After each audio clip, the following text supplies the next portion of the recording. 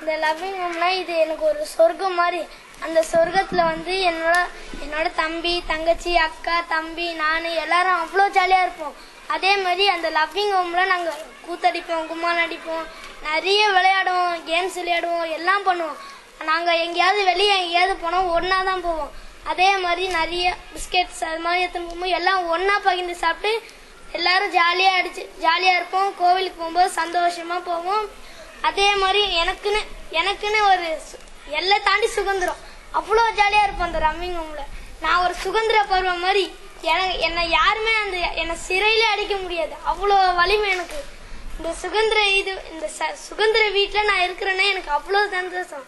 என்னால அந்த சந்தோஷத்தை கொண்டாட முடியறதுக்கு எனக்கு இப்படி ஒரு சான்ஸ் கிடைச்சிருக்கு. அதை நான் மிஸ் பண்ணவே மாட்டேன்.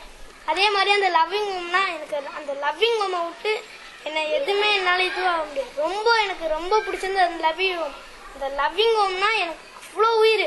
அதே மாதிரி அந்த எல்லா அம்மா தங்கச்சி தம்பின்னு எல்லாரும் அப்படியே பிடிக்கும். எல்லாரும் ஜாலியா சண்டை போடுவோம் சிரிச்சுட்டு, நீ இப்படி பண்றன்னு எப்படியாவது போட்டு சண்டை இருப்போம்.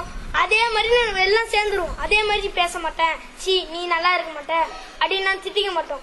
ஒரே மாதிரி எல்லாரும் சேர்ந்து அக்கா இது என் அக்கா, வாங்கக்கா நம்ம விளையாடலாம், வாங்கக்கா நம்ம எல்லாம் ஜாலியா பேசிக்கலாம் அப்படின்னு சொல்லிதான் சொல்லுவோமே தவிர லாஸ்ட் வரைக்கும் எந்த சண்டையே போட மாட்டோம்.